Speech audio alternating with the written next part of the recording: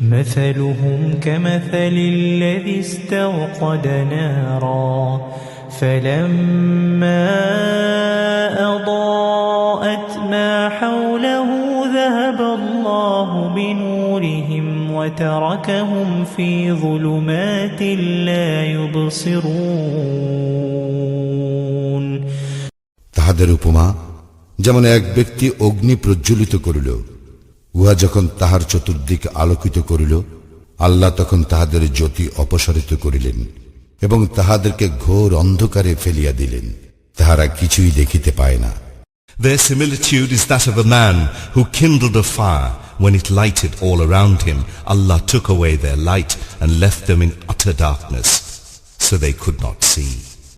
صم بكم عمي فهم لا يرجعون তাহারা বধির, মুখ অন্ধ, সুতরাং তাহারা ফিরিবে না। Deaf, dumb and blind, they will not return to the path. أو كصيب من السماء فيه ظلمات ورعد وبرق يجعلون أصابعهم في آذانهم من الصواعق حذر الموت والله محيط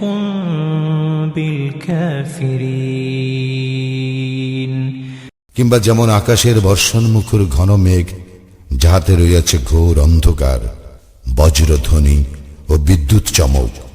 বজ্রধ্বনিতে মৃত্যু ভয়ে তাহারা তাহাদের কর্ণে অঙ্গুলি প্রবেশ করায়।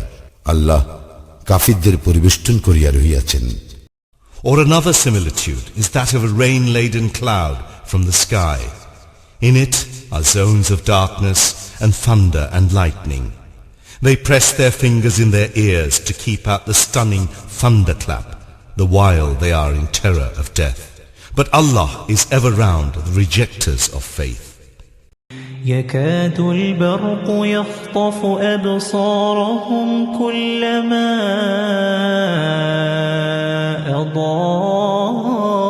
أضاء لهم مشوا فيه وإذا أظلم عليهم قاموا ولو شاء الله لذهب بسمعهم وأبصارهم إن الله على كل شيء قدير বিদ্যুৎ চমক তাহাদের দৃষ্টিশক্তি প্রায় কাড়িয়া নেয়। যখন এই বিদ্যুৎ আলোক তাহাদের সম্মুখে উদ্ভাসিত হয়, তাহারা তখনই তাহাতে পথ চলিতে থাকে, এবং যখন তাহারা অন্ধকারে আচ্ছন্ন হয়, তখন তাহারা থমকিয়া দাঁড়ায়। নিশ্চয় আল্লাহ ইচ্ছা করিলে তাহাদের শ্রবণ ও দৃষ্টিশক্তি হরণ করিতেন। আল্লাহ সর্ববিষয়ে সর্বশক্তিমান। The lightning all but snatches away their sight.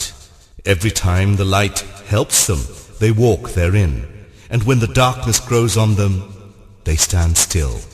And if Allah willed, He could take away their faculty of hearing and seeing, for Allah has power over all things.